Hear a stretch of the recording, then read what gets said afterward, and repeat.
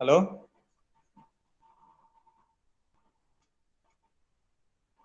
Onkar Kale.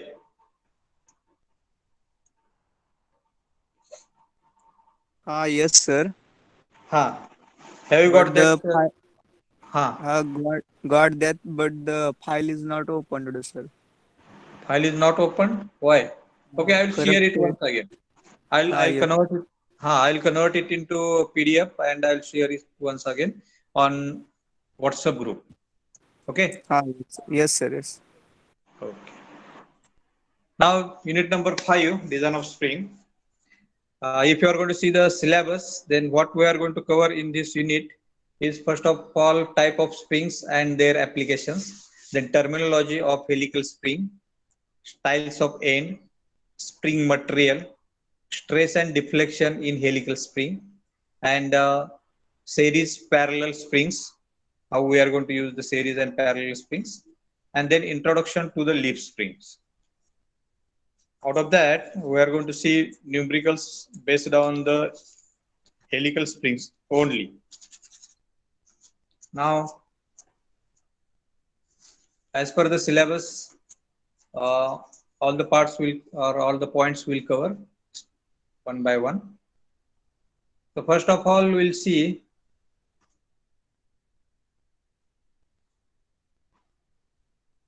the springs. Now, when we are going to see the springs, let me ask you one question. What do you mean by springs and where that springs are used? This application of the springs are mentioned in this slide, but can I expect it from you that what do you mean by spring? Though it is mentioned here that spring is defined as the elastic body whose function is to distort when loaded and to recover its original shape when the load is removed. So what do you mean by spring? According to you, what the spring is?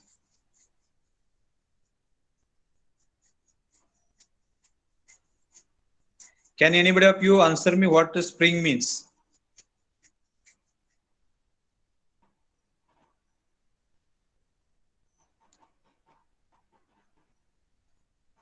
In simpler way, it will get deflected under the application of load and will regain its own shape after removing the load. That you are going to call as a spring. Okay.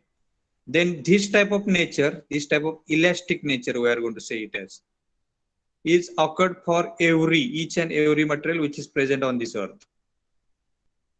Not only earth, in universe. So when you are going to apply some load, that each and every material is going to get deflect. Even bones of our body, they are going to get deflect when the load is applied on that. Even steel is going to get deflect when load is applied on that. Even wood is going to get deflect when load is applied on that. Okay. So this is called as elastic property of any material. And in case of this elastic property, when we are going to apply load, that gets deflect, whether it is tensile or compressive load, according to that deflection will occur. And when you are going to release it, that material or that component is going to come to the original shape that you are going to call as a elastic property. And this elastic property, when you are going to use for specific application, by means of increasing the elasticity or compressibility, you can say, of that component, that is considered or that is named as a spring.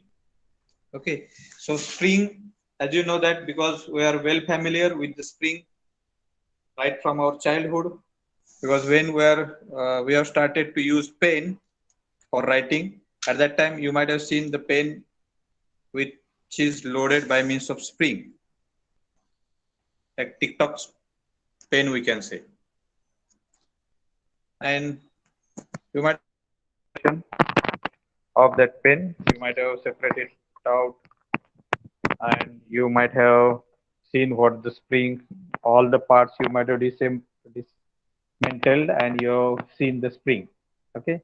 Even the spring which we are going to use in shock absorber, that also is a spring, okay, and that you might have seen. And the shock absorbers or suspension system which is used for the heavy trucks, that is nothing but the leaf spring is used in that case, that also you might have seen.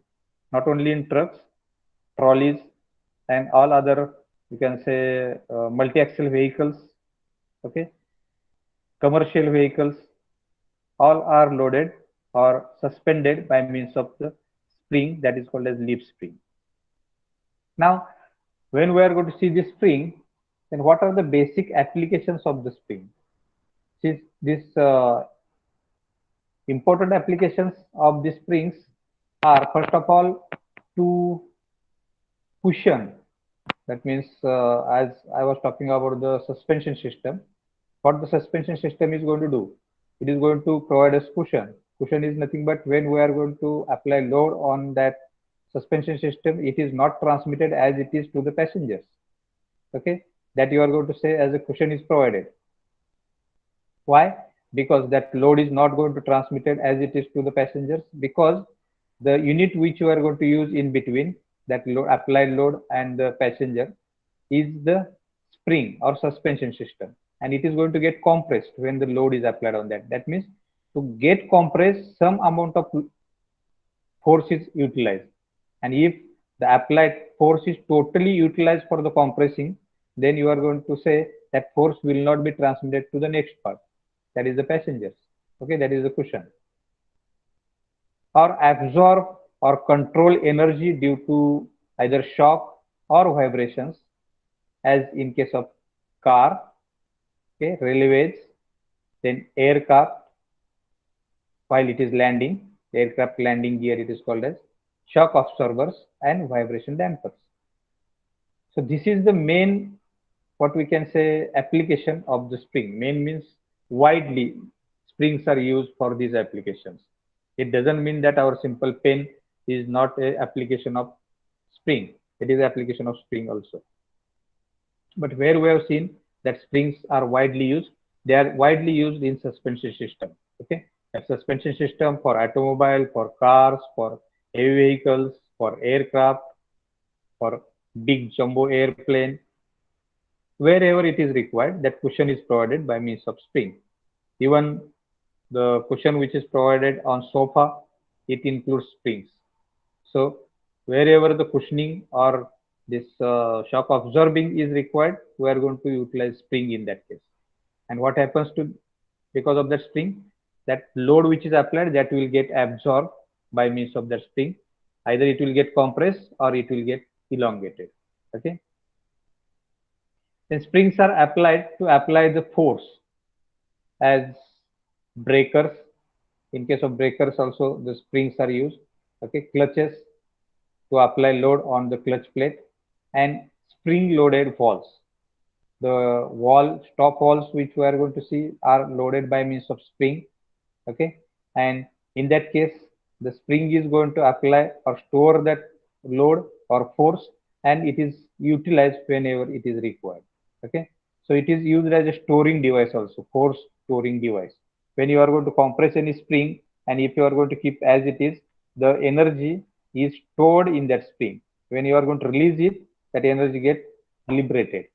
Okay, then to control the motion by maintaining contact between two elements, as in case of cam and followers, springs are going to apply load on cam and follower.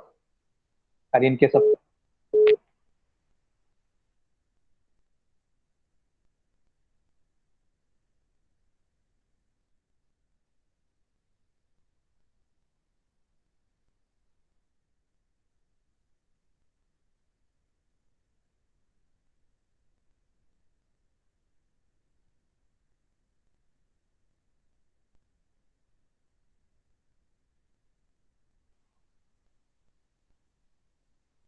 okay, so that external force is applied by means of spring, and it is called a spring loaded cam and follower arrangement. Then to measure the force, as in case of spring balance, then engine indicators, where the various parameters of the engines are indicated, okay, like speed, then pressure inside the cylinder, okay. For the pressure gauges, springs are used.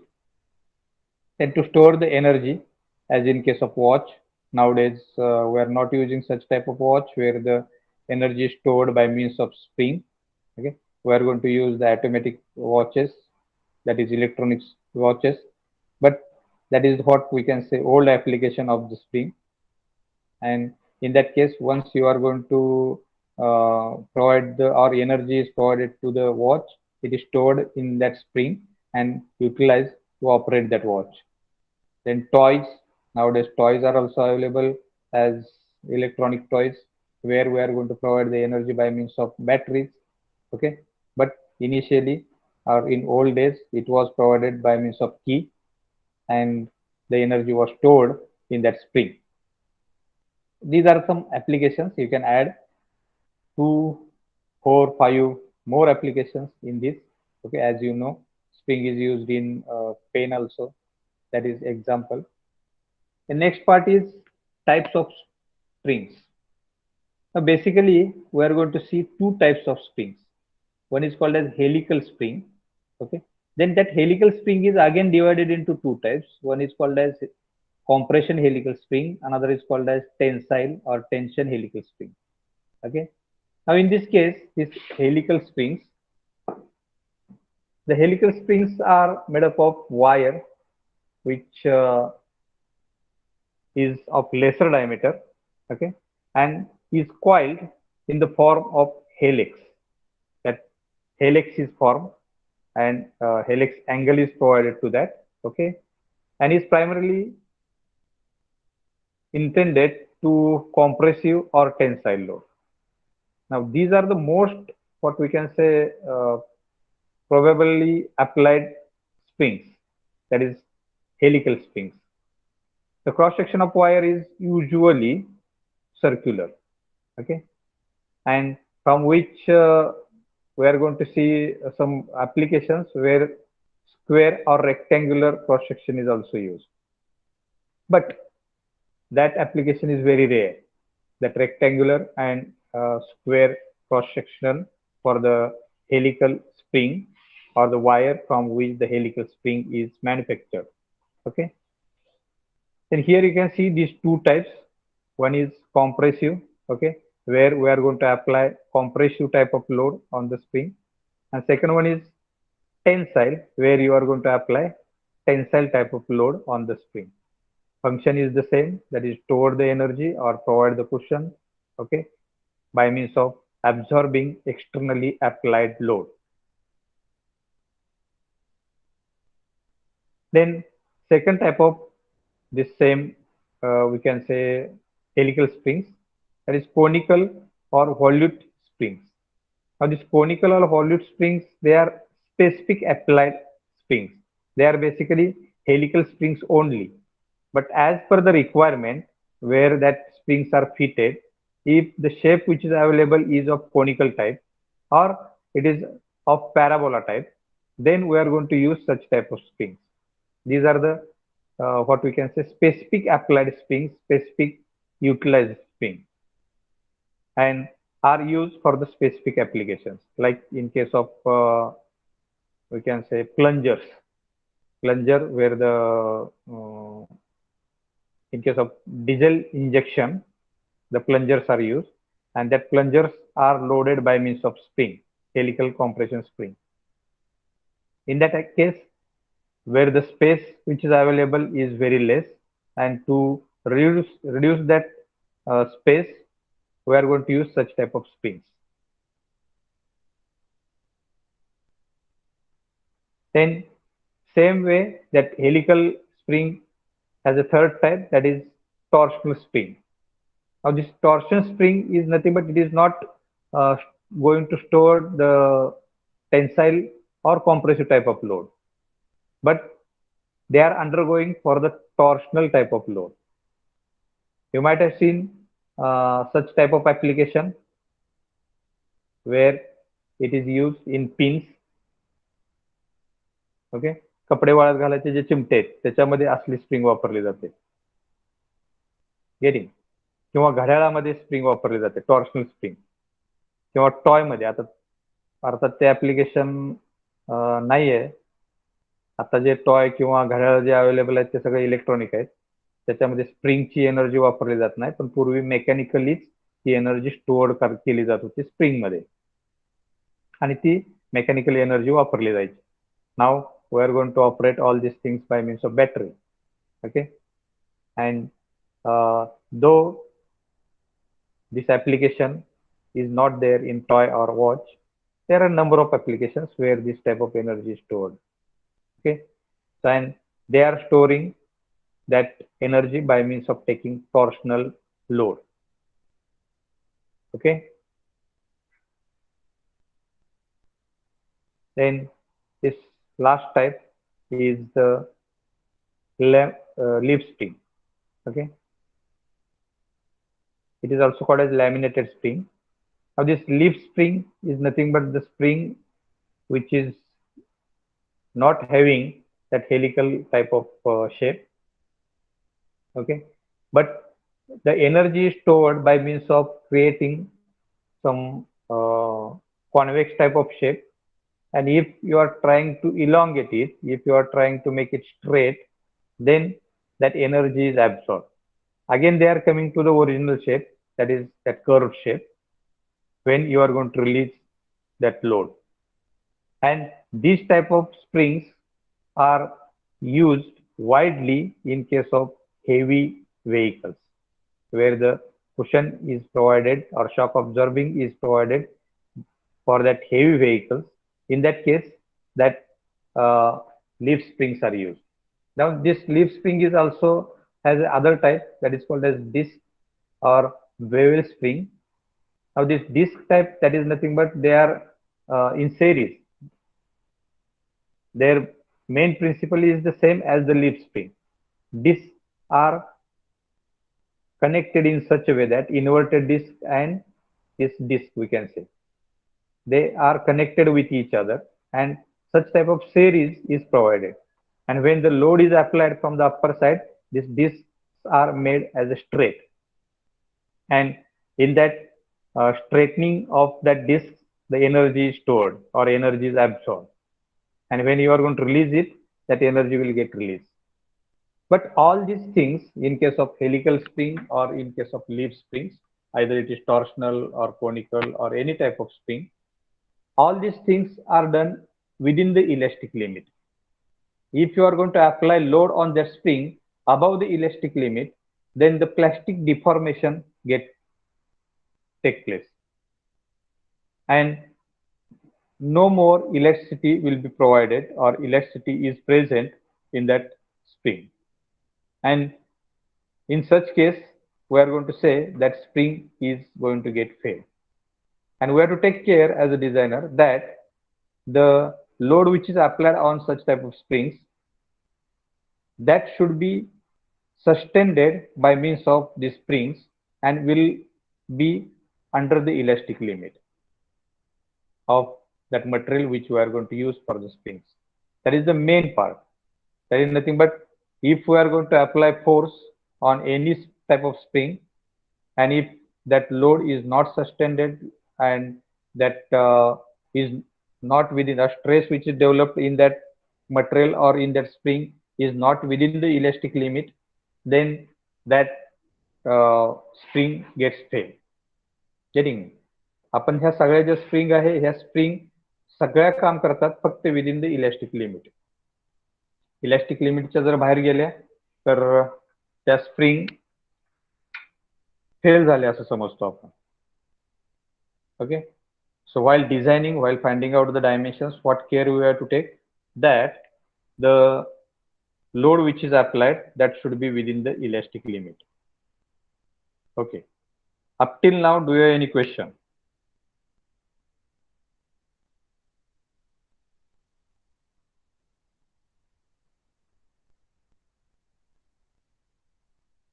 Hello, do you have any question?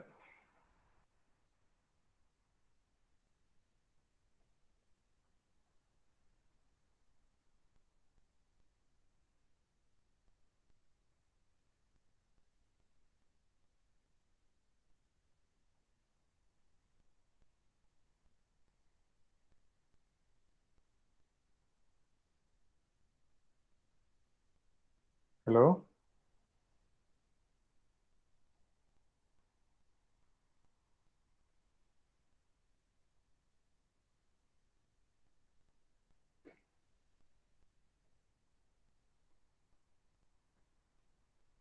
Okay, Yasser is saying no. Any doubt? Anybody else? Any doubt? If not, we'll go further.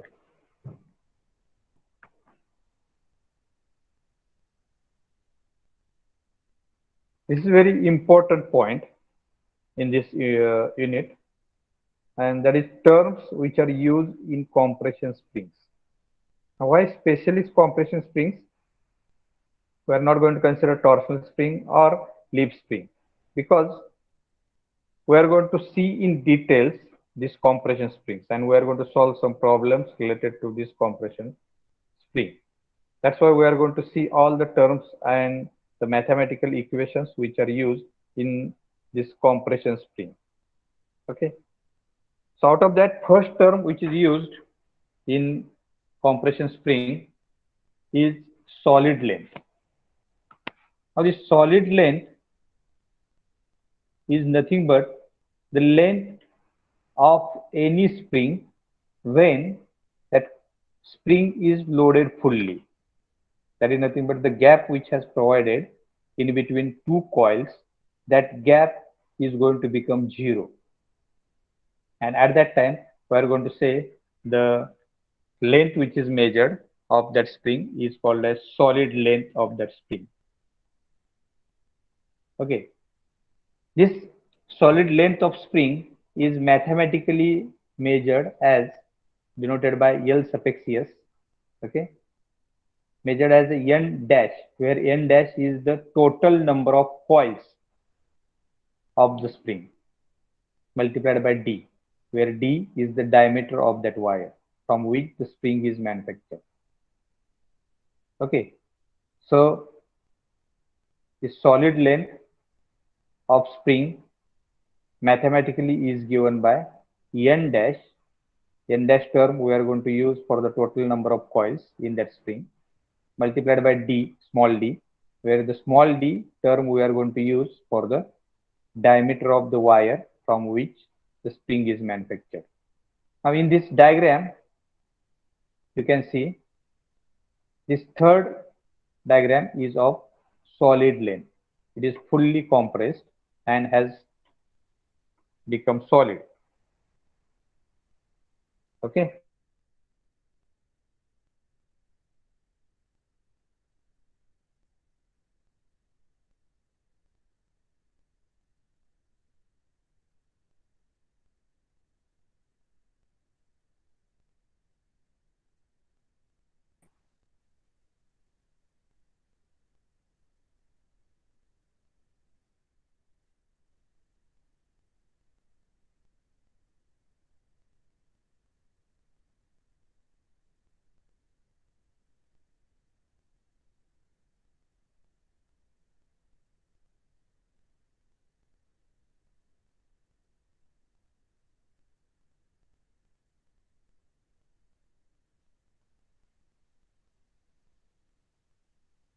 This third diagram is indicating that solid or compressed length.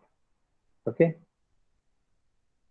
Or it is known as also compressed the solid, and whatever may be the length, if you are going to measure, then it is called as compress the solid length.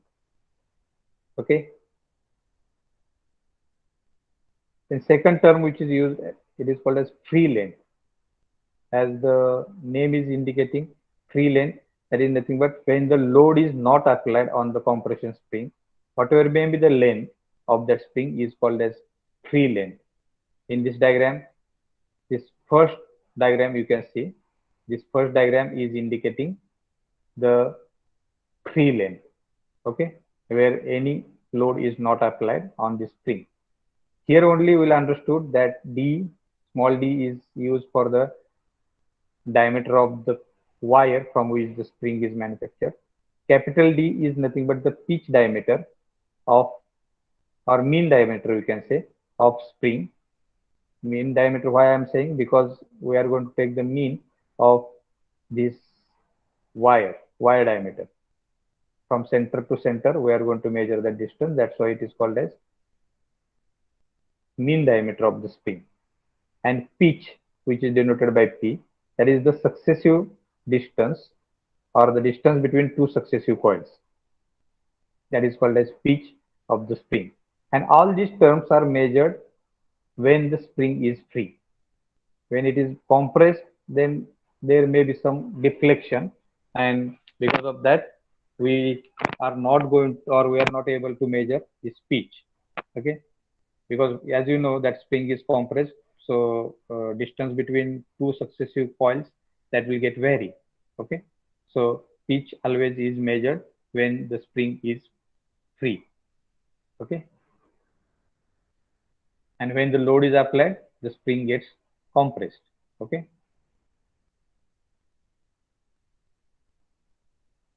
now this free length is always given by solid length. Mathematically we are going to convert it, how that free length can be calculated. Either you can measure it, or while we are going to calculate it, it is calculated as solid length plus maximum compression which is possible, okay, plus the clearance between adjacent coils.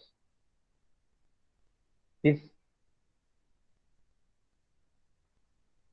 is mathematically how we can calculate the free length if it is not provided in the statement, and all the other terms are provided in the problem statement. Then we can calculate this free length by means of these lengths which are provided, that is solid length. Here in this diagram also we can see this solid length plus the compressed whatever may be the deflection which has taken place, okay, delta, plus the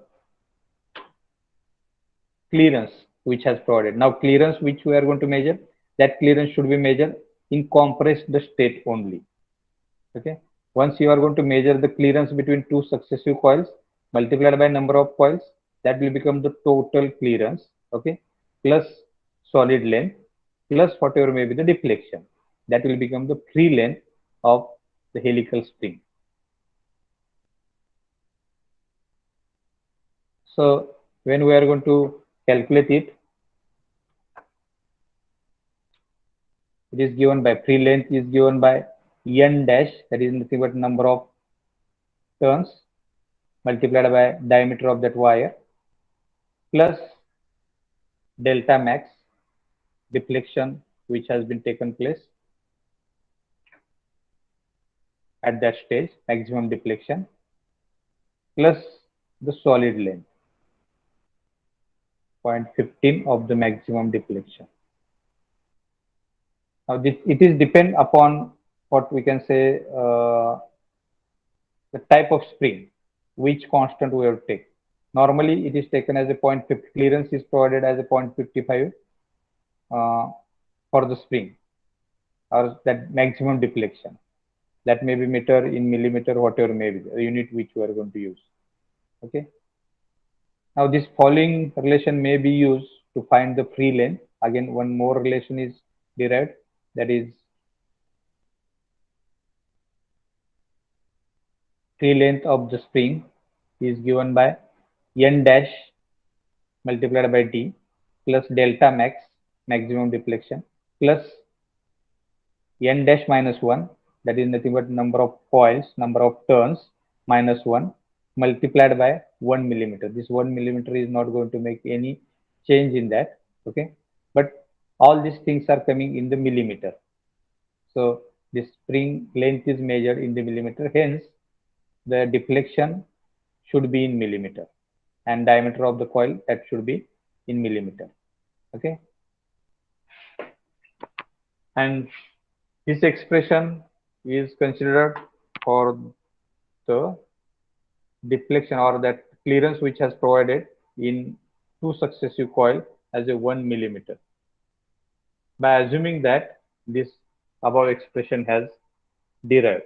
In maximum case, this type of, or it may not be possible that 1 millimeter clearance you are going to provide for each and every spring which is manufactured or utilized. Okay, but it has derived for the clearance. You can increase the clearance. If it is 2 millimeter, you put here 2. If it is 3 millimeter, put the 3 millimeter here. Likewise, you can calculate the free length of the spring. Then next is spring index. Now the spring index is defined as the ratio of mean diameter to the coil, mean diameter of the coil to the diameter of the wire. Okay, that is nothing but mean diameter of the spring divided by diameter of the wire. That is called as spring index. Now this spring index term is used to calculate the total load which is sustained by the spring. Normally, in many applications, as we are going to see in case of helical compression springs, load is applied and spring gets compressed.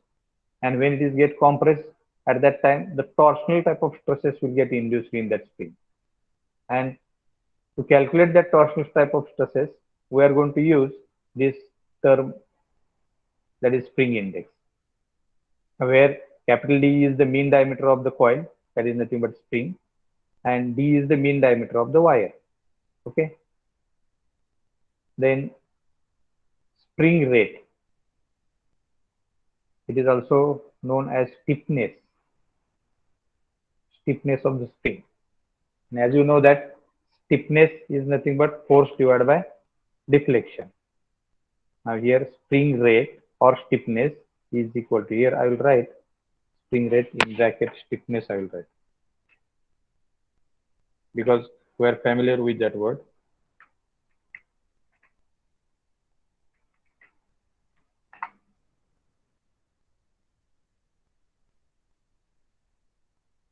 And spring rate here also I will call it as a stiffness, and which is denoted by K. K is nothing but the spring constant, spring stiffness of the spring.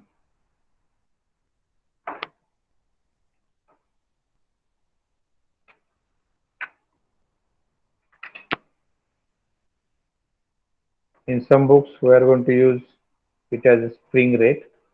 In some books, it is mentioned as a stiffness. Okay, so you can use any of this word, but it is denoted by K, and it is load carrying capacity of the spring. Also, it is called as load carrying capacity of the spring. That is calculated by means of applied load divided by deflection which is taking place in the spring. And this formula is same for helical compression spring, tensile spring, a torsional spring, and for leaf spring. This particular term is same. Now next is pitch. Already we have seen in the diagram that pitch, when it is measured, distance between two successive coils when the spring is free. Okay, and that pitch is calculated, denoted by P, and is calculated by means of free length divided by n dash, that is the number of turns, coils in that spring, minus 1. So by means of that, we can calculate the distance between two successive coils. Okay, this pitch of the coil may also be obtained by means of following. If the this free length and number of turns are not available with us, then we can calculate it by means of free length minus solid length divided by number of turns which are used in that spring plus diameter of the wire from which the spring is manufactured. Okay, so this pitch of that spring is calculated as L suffix F minus L suffix S divided by N dash plus D, small d, that is the diameter of that wire. Okay.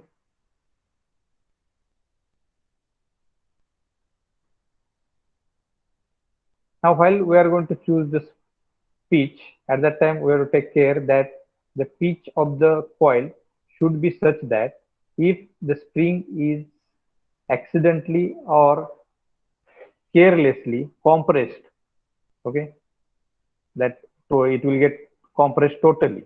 The stress which is induced in that spring should not be exceed than the yield point of that material which is used in that spring. Okay, that means when we are going to apply load in such a way that that spring becomes solid, and in that case, if it becomes solid, that total solid length of the spring should be capable to sustain that load. Otherwise, if it gets into elastic limit, spring will get failed. Okay, we have to choose that pitch in that way. Or the spring should not be closed up before the maximum service load. That is nothing but the for which that spring is designed, the load at for which the spring is designed, that should not be get compressed. That means it should not become solid below that load for which you are going to design that spring. Okay, such a way you have to choose the pitch. Okay, now this is for the specific application where you are going to take pitch as a 1 millimeter. This same equation has reduced for that. Okay.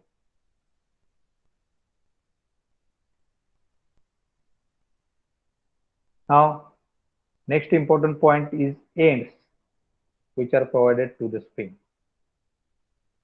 Now, first of all, we'll see the ends which are provided to the compression helical spring, because when we are going to see the application of spring, at that time, various types of ends are provided to it, and that ends are going to make difference of the load carrying capacity of that spring. Okay. Sort of that here you can see in this diagram. The first diagram is showing as a plain ends. That means as per the coil is wounded, then we are going to cut wherever it is required as per our requirement, length of the spring, and is kept as it is. That is called as plain ends. And spring is used, or that type of spring is used for the given application. Second is called as grounded end.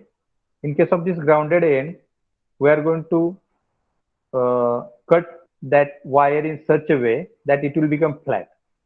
When we are going to put this spring on ground, it is going to have the what we can say plain stability of that spring, and it is called as grounded end. In that case, we are going to cut out that wire parallel to the ground. Okay. Then third type is squared end, where that coil itself is made in such a way that the end becomes straight. Okay, and it is easy to assemble. All these things are done. Basically, first type is used, but as per the application, to have the more stability and more suspension type of quality in the spring, we are going to modify that end. Okay, and last type is squared and grounded. It is very stable spring, we can say. When it is put on the ground, it is having flat surface and is put where the application is there, and it gives the maximum stability and maximum load carrying capacity also. Okay, so it is called as grounded end. Pen मधली जर spring तुम्ही बघितली तर ह्या टाईपची असते, grounded एंडची टाईपची असते. एंडला तुम्ही दोन्ही साईडला बघितलं तर it has well stability. If you are going to put it on ground, it will have the stability. Okay, आणि हे जे आहेत हे एंड कशावर ठरवले जातात, जसं आपल्या टाईपचं ऍप्लिकेशन असेल त्या टाईपमध्ये. फर्स्ट हे रफ झालं, where we are going to use the spring. Second type त्यापेक्षा थोडीशी चांगली स्टॅबिलिटी आहे. थर्ड टाईप मध्ये त्याच्यापेक्षा अजून चांगली, आणि या दोन्हीचं कॉम्बिनेशन करून चौथा टाईप केला, where we are going to get very good stability. Okay, in case of the suspension system which is used for the two-wheeler, which type of end is preferred or used? Basically, we have to prefer this fourth type only, but which is used is the square end. Whereas the suspension system which is used in railway wagon, in that case, this squared and grounded end type of springs are used. Okay.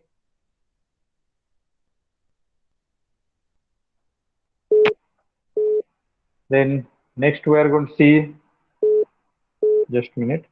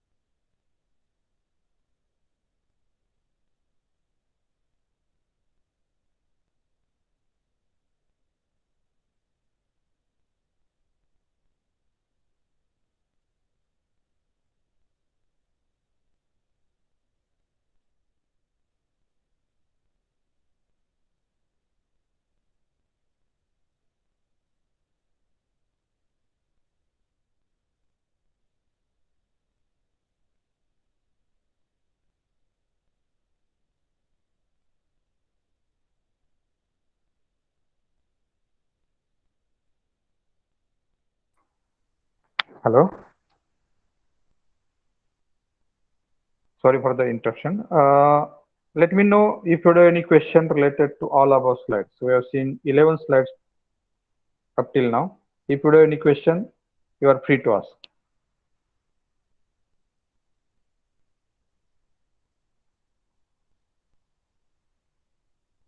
If not,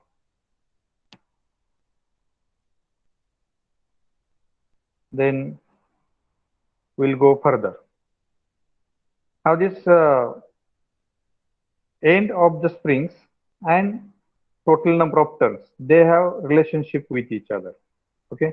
And as we know that total number of turn is also related to the free length and solid length. These are the interconnected with each other. So what we have to do, we can calculate free length of all type of springs if we are knowing the other terms. Okay, here type of end and its free length is calculated by considering the total number of turns as a n dash. Okay, so this plane end, we can calculate this free length as n multiplied by n plus 1 into d into p, that is the pitch, into n, that is number of turns, okay, plus d. Okay, this is calculated.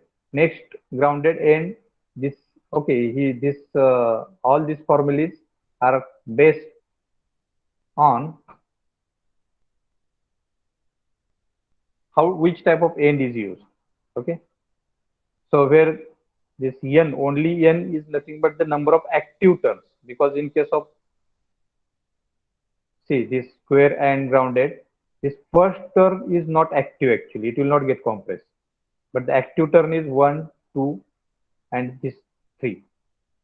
So these 3 turns are only active, whereas in case of square also 1, 2, 3 turns are active, whereas in case of free, all these turns are active. You have to consider end also, 1, 2, 3, 4, 5. 5 turns are active. Okay. In case of this grounded, this we have to consider as a half, this we have to consider as a half. 1, 2, 3, 4. 4 turns are active. Okay. So depending upon how many active turns are there, the load carrying capacity will depend, and it is related to the free length of that spin.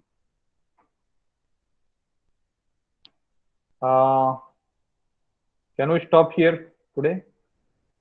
If I got the next lecture, we'll finish this unit. Only one lecture is required to finish this unit.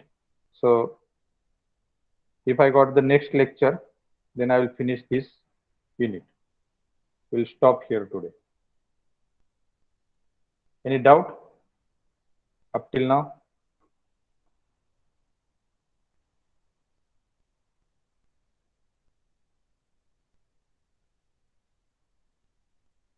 Hello?